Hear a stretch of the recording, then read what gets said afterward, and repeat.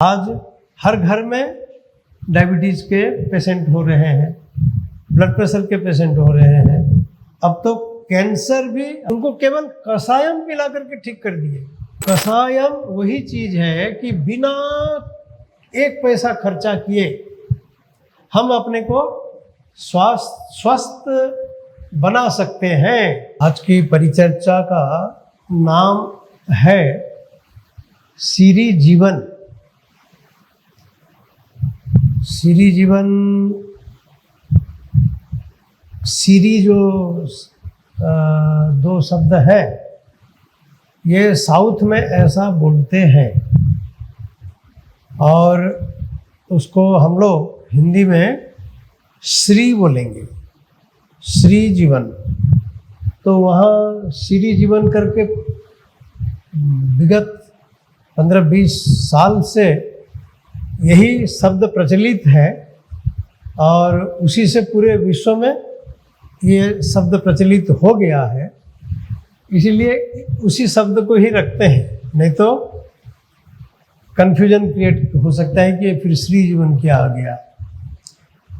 तो श्री जीवन पर परिचर्चा ये है और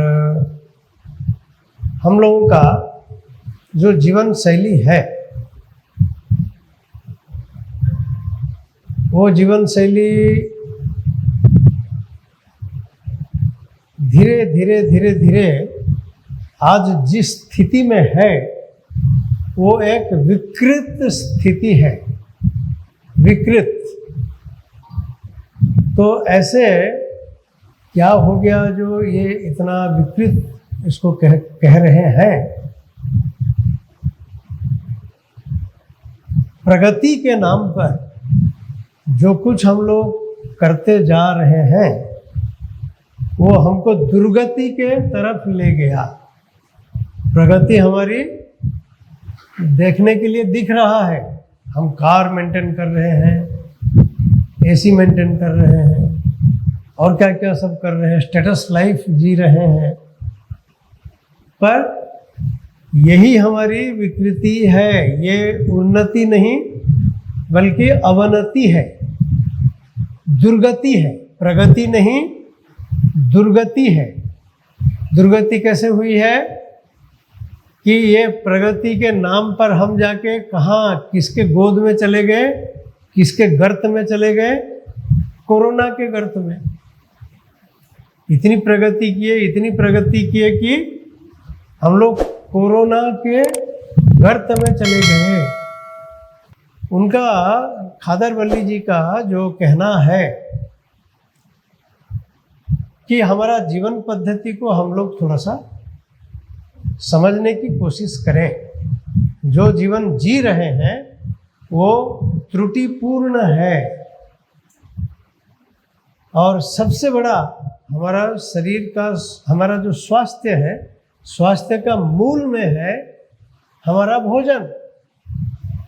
हम भोजन किस ढंग का कर रहे हैं जिससे हमारे शरीर को पोषण ना मिल करके कुपोषण में जा रहे हैं और शरीर की जो रोग प्रतिरोधक शक्ति होना, स्वास्थ्य तो गया, रोग को रोकने की शक्ति भी हमारे अंदर नहीं रही और हम लोग रोगाक्रांत तो हो रहे हैं। वो कोरोना की बात छोड़ दीजिए, बाकी बहुत सी चीज़ें हैं। आज हर घर में डायबिटीज़ के पेशेंट हो रहे हैं, ब्लड प्रेशर के पेशेंट हो रहे हैं। अब तो कैंसर भी हर घर में व्याप्त होने लगा है। और आपको बता दूं, आप लोग गांव में गांव के लोग यहाँ आते हैं, उनसे भेंट करते हैं, परंतु मैं गांव में जाता हूँ और उन लोगों के साथ में जीवन जीता भी हूँ और वहाँ भी कैंसर हो रहा है। एक 11 साल की बच्ची, उसको कैंसर हो रखा है। कारण क्या है कि हमारा भोजन प्रदूषित है। जो केमिकल फार्मिंग आजकल कर रहे हैं, फर्टिलाइज़र दे रहे हैं और पेस्टिसाइड डाल रहे हैं, उस ढंग के भोजन जो हम लोग कर रहे हैं उस कारण से हम बीमार हैं। ये एक है, एक पॉइंट है। किंतु जो भोजन हम कर रहे हैं वो भोजन भी अपने आप में वो गलत है। हम लोग सब चावल, धान का चावल खा रहे हैं या गेहूं का रोटी बना के, चाहे दलिया बना के, चाहे जो भी बना के खा रहे हैं। तो गेहूं और चावल ये अपने आप में अखाद्य है, वो खाद्य नहीं है, वो हमारा भोजन है ही नहीं। हाँ, तो हमारा कहना था कि हमारा भोजन धान और चावल से हट करके हमारा भोजन होना चाहिए जो हमारे पूर्वज खाते थे। ये धान चावल हमारा पिछले 80 साल से हमारे समाज में ज़्यादा करके इसका चलन होने लगा। उसके पहले धान चावल कोई जानता नहीं था। ये जब विश्व युद्ध हुआ, द्वितीय विश्व युद्ध, उसमें जब खेती किसानी सब चौपट हो गया और लोगों ने देखा कि नहीं, अब तो हमको कुछ करना होगा जिससे कि अन्न संकट को दूर किया जाए, तब ग्रीन रिवॉल्यूशन करके एक चलन शुरू हुआ, हरित क्रांति करके, और ज़्यादा उत्पादन करने के चक्कर में सब केमिकल फर्टिलाइज़र वगैरह सब प्रयोग होने लगा। उसके चलते, केमिकल फर्टिलाइज़र के चलते पेस्टिसाइड डालना पड़ा, उसमें कीड़े वगैरह सब आने लगे, तो पेस्टिसाइड डाल करके और जहरीला हो गया। नीचे ज़मीन से भी हम जहर ले रहे हैं और ऊपर से भी पौधे में जहर डाल रहे हैं। तो ऐसा हो करके वो जो उत्पादन आया, वही धान चावल, एक तो वो खुद खराब है, अच्छा नहीं है, पर उसके ऊपर ये जो केमिकल फर्टिलाइज़र और पेस्टिसाइड, ये और करेला तो करेला नीम चढ़ा हो गया। और इसी तरह हम धीरे धीरे बीमार होने लगे। कुछ काल तो गुजर गया, परंतु 80 साल चलते चलते अब जो है सर्दी जुकाम भी हमारे लिए असह्य होने लग गया है। तो इसमें जो लिख के रखे हैं उसमें ऊपर नंबर 1 में लिखा हुआ है कषायम। ये कषायम क्या है इसको थोड़ा समझ लेते हैं। कषायम जो है काढ़ा जिसको बोलते हैं, जिसको काढ़ा आप लोग बोलते हैं, आयुर्वेद में जिसको काढ़ा कहा जाता है, उसको किसी पत्ते को उबालते हैं 1/4 या आधा पानी सूख जाए उबालते उबालते, तब जो बचता है उसको काढ़े के रूप में सेवन करते थे। और खादरवल्ली जी आयुर्वेद शास्त्र को खूब अच्छी तरह अध्ययन किए हैं, होम्योपैथी को भी अध्ययन किए हैं, वो खुद फूड साइंटिस्ट भी हैं। और ये सब को मिला जुला करके उन्होंने देखा कि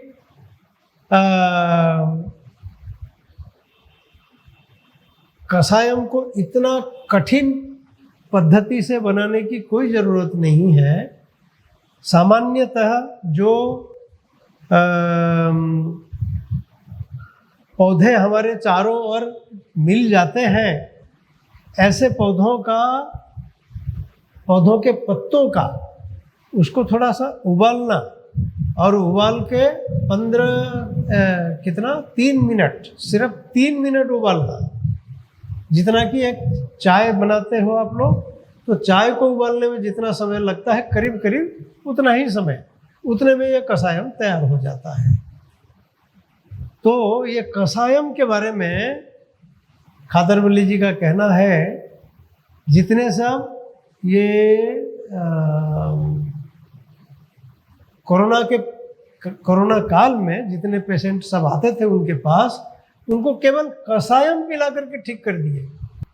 कोरोना नहीं आया उनके पास। और उनका कहना था कि कोरोना तो कोरोना, उसका ददा के ददा भी नहीं आएगा।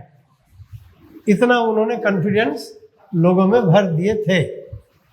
तो ये कसायम के बारे में थोड़ा सा हम लोग अभी चर्चा करते हैं। पहली चर्चा वहीं से, क्यों कि इसमें कोई खर्चा नहीं लगता। सिरी जीवन में जो सिरी धान्य माने मिलेट खाने की बात है, आपको मिलेट कहीं से जुगाड़ करना पड़ेगा, कुछ उसमें खरीदना पड़ेगा, तो खर्चा भी करना पड़ेगा। किंतु एक पद्धति ऐसा क्या है जिसमें कोई खर्चा करना ना पड़े और हमारा तबीयत ठीक हो जाए। तो खादर वल्ली जी खुद एक बहुत ही गरीब परिवार में उनका जन्म हुआ। उनकी माता वो एग्रीकल्चर लेबर थी, गांव में, बिल्कुल बिहार गांव में रहती थी। अपना घर करके, झोपड़ी एक ठो थी, जमीन करके कुछ नहीं, और दूसरों के खेतों में जाके काम करें और रोजी मिले तो उसी से गुजारा करें। तो ये जीवन खादर वल्ली जी देखे, बचपन पूरा जिए। बाद में ना वो बड़े साइंटिस्ट हो गए, पूरे वर्ल्ड में फेमस हो गए, परंतु उस समय ऐसा था।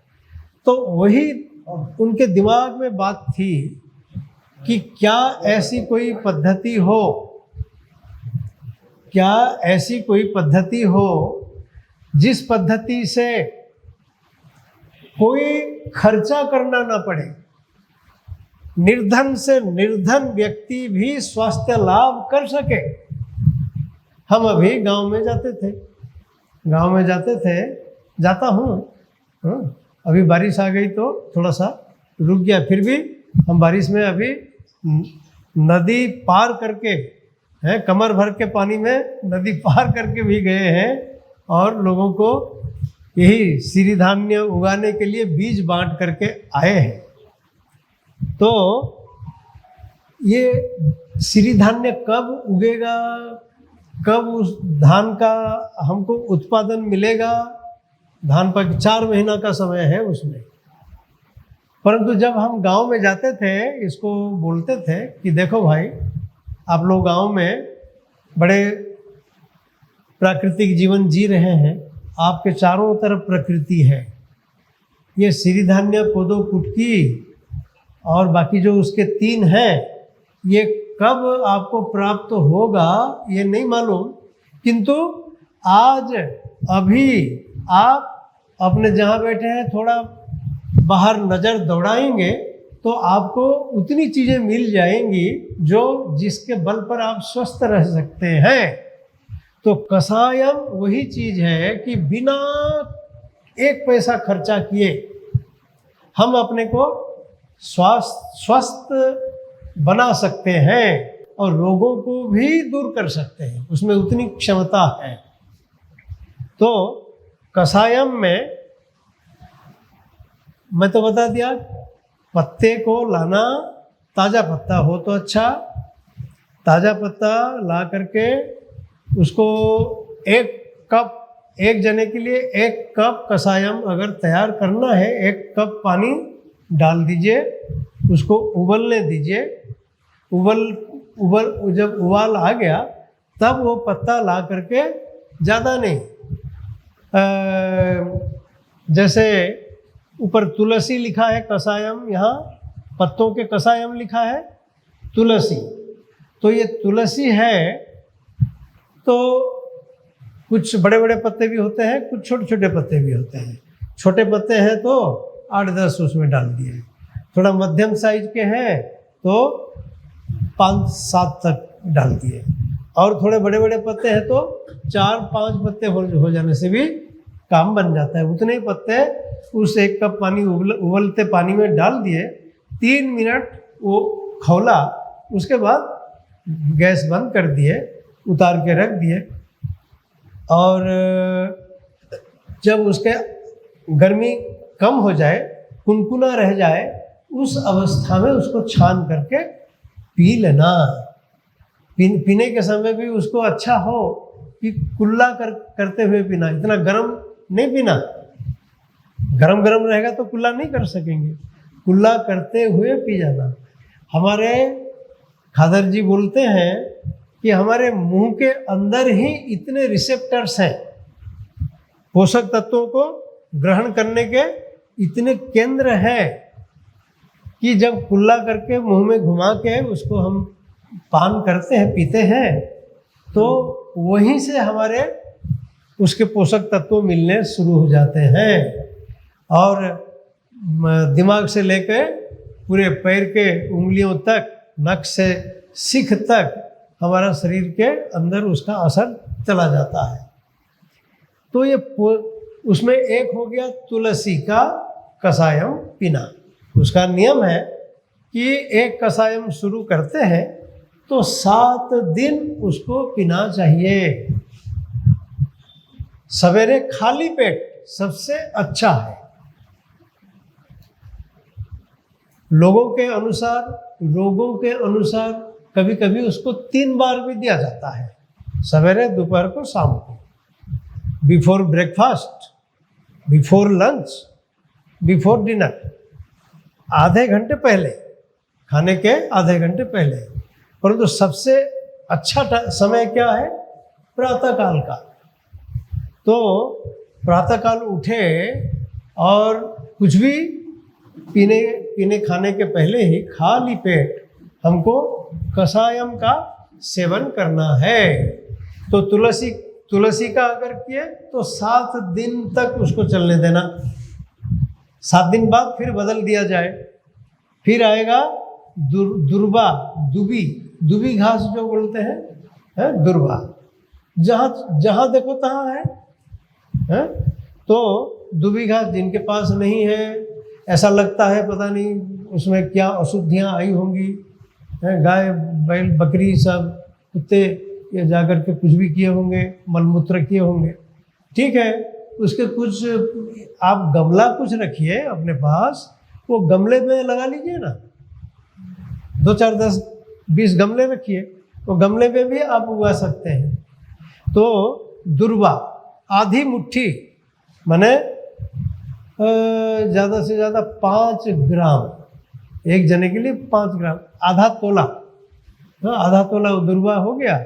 उसको भी वही उबलते हुए पानी में डाल दिए, 3 मिनट खौला, उतार के रख दिए और फिर छान करके उसको पी सकते हैं। तीसरा हो गया अमरूद का पत्ता, ये सब पत्ता। फिर पारिजात का पत्ता, उसको हरसिंगार बोलते हैं। नीम का पत्ता, कड़वा नीम, मीठा नीम का पत्ता, गिलोय, जानते होंगे गिलोय, कोरोना के समय खूब काढ़ा पिए होंगे आप लोग। गिलोय, पान का पत्ता, धनिया का पत्ता, मेथी का पत्ता, पुदीना का पत्ता, परंतु ये बिना खाद वाला, बिना पेस्टिसाइड छिड़का हुआ, ऐसे अगर कहीं उगता हो, चाहे आप घर में रखो कुछ गमले, उसमें डाल लीजिए, तो वो हो गया। और मुनगा के पत्ते,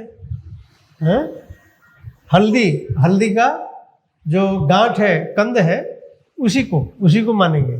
तो वो भी कितना लेना है? वही ज़्यादा से ज़्यादा 1 तोला कच्ची हल्दी। हाँ, कच्ची हल्दी नहीं है तो सूखी हल्दी का पाउडर सही।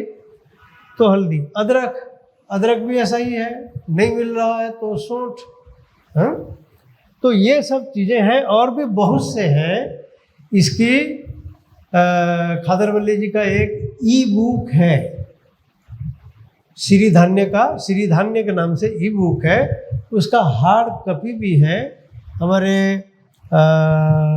मूलचंद जी उसको मंगाए हैं, कुछ उनके स्टॉल में आपको मिल जाएगा। एक बुक तो रखना चाहिए। वो ई-बुक को अपने मोबाइल से खोज के देखने में थोड़ा दिक्कत होती है। एक हार्ड कॉपी रहे तो अच्छा है। तो उसमें बहुत सी चीज़ें इस तरह के दिए हैं, उसको आप लोग अध्ययन करके जानिए। ठीक है, तो कषायम के बारे में जो बताना था हमने बढ़िया से बता दिया।